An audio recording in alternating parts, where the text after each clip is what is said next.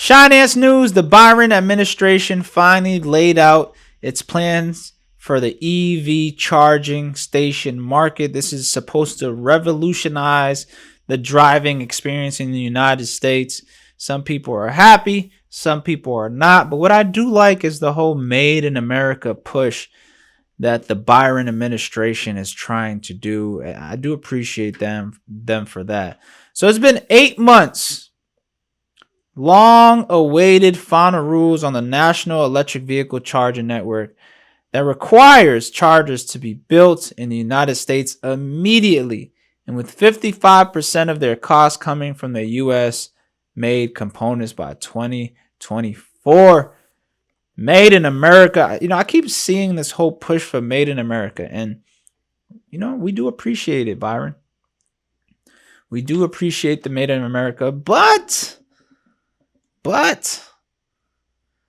start to question what the prices of things will be if we continue this Made in America. We are not cheap labor. We are expensive and lazy. Those are two things in America. Those are two words, expensive and lazy, that you think of when you think about American labor. Because I say lazy because we ain't doing no extra step without that extra bread. So I love the Made in America stance. It's just like, where are we going to get to in inflation with this Made in America stance? Because we're not cheap. We are not cheap. But companies are going to be tapping into the $7.5 billion in federal funding for this network. And that's how they're making this Made in America. It's off the backs of the taxpayers, and it's like a gift and a curse, y'all. It's really like a gift of like propping up these networks in the economy. I guess it's more of like a investment. That's what we're going to take it as right now, so that I'm not so thrown off. Right? It's an investment, hoping that the market can sustain itself after the investment is made and hopefully pay back, or maybe it's not payback. Maybe it's just a bunch of grants. Okay, no matter what EV you drive, we want to make sure that you will be able to plug it in. Know the price you're going to be paying and charge up in a predictable, user-friendly experience. All right, so they're just trying to make sure that Tesla isn't taking over the world. And I believe Tesla is involved in some sort of like, because they have the supercharger home packs that they sell that work very well. And that's the thing right now. Everybody wants an EV car, but there's not enough charging stations. Unless you got a charging station at your house, a supercharger at your house, you're going to be either sitting in some line. Like, I'm not sitting in my car while it charges. That's during the day. That's nuts. That's really nuts. So yeah, they're pushing this whole build America, buy America, which is amazing. Tesla is saying it's a little bit of an aggressive move because the supply chains are going to be shaken up if everybody is pushing to provide this in America, pushing to take all the resources in America. There's only so many resources within America that we could provide before the prices start getting pretty stupid. So when you're forced to use 50% of your materials by 20, that means we need these materials here. We need an abundance of these materials here in the United States. And Tesla doesn't believe that America has that. So they're calling it an aggressive approach. But I mean, we all know how Byron is, the Byron squad. I feel like they're always very aggressive approaches for building America up. And then, it gets scaled back a little bit. We'll see. Will this cause our resources to run out? I don't know. I have no clue. I'm still a happy Tesla shareholder, y'all. So whatever ends up happening with the EV market, it is what it is. I'm still waiting for my Tesla truck. Tesla trading at a very fair price right now compared to what it could be in the future, according to Kathy Woods. $1,500 a share, $1,000 a share, $750 a share. What do y'all think? Do y'all believe that we should be building America to buy America? Like, I love it. I thought it was a great idea when American Apparel started doing blanks for clothing lines, and they were from America, but they didn't last.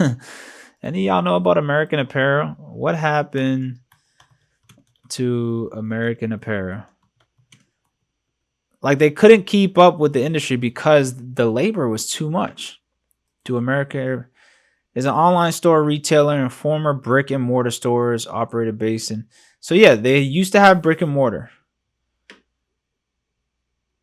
They used to have brick and mortar, and it just wasn't enough to keep up. All right, they went bankrupt. That's what American labor will do to you. It will literally bankrupt you. So they went bankrupt, shut down all 110 of its stores. 110. A fleet that had bloomed up to 281 locations during its heyday in the late aughts. I don't know what the hell aughts. The company is preparing to open a new shop, just one on Melrose in Los Angeles, where American Apparel made its name. So they were a blank store, and they made blanks made in America. And apparently that didn't do good for them. After going bankrupt twice, Jesus Christ. Sheesh! The company was bought by Canadian retailer Gildan Activewear in early 2017. Of course. Of course Gildan bought them out.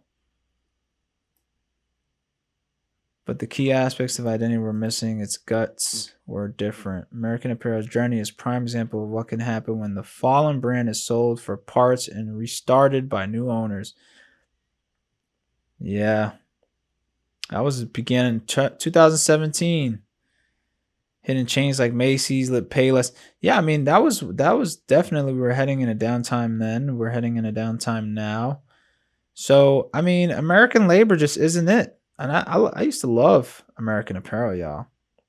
American Apparel was a great brand. It's just the thing that killed it was the labor. It was just too expensive for what people are used to. You know, why would I go buy American labor at $200 when I can buy India labor made products, Chinese labor made products at $100, $150, $75? You know, we're forced to make business decisions. So hopefully that the grants and the money that they're putting out there keeps everything at a fair price so that more people can afford all these new EV vehicles. What do y'all think? Like, could y'all see yourselves in an EV vehicle? If I did have an EV vehicle, it'd be like my second vehicle. I feel like I still want something that's gas powered. I don't know. Something about the EV market that I'm not sold on. I don't think that we're completely there as an economy, and that's why they're kind of giving it time to develop. Still more time to develop. So if you can afford a supercharger station at your house, then obviously the discussion that I'm speaking on right now makes no sense because you just charge it at home and you go wherever and however you want to go. So all you rich people out there already got a charging station at the crib. This one's not for you. This is for, you know, the people still putting their stuff together to buy one, right? I don't know. Y'all let me know how y'all feel about these new EV rules. Are y'all digging it? Is this gonna make y'all vote for Biden administration again? That's really what I'm trying to figure out. Y'all let me know in the comment section below. Shout out to all my future millionaires watching this right now. Put a money sign in the comment section below as well. If you're interested in joining the Future Millionaires Discord chat, shoot me a DM above on my Twitter and Instagram. I'll get you the details to join. Hurry up. We're building a community and we're building it fast, just like Mr. Byron is doing with our economy. Building it fast. I'm signing out.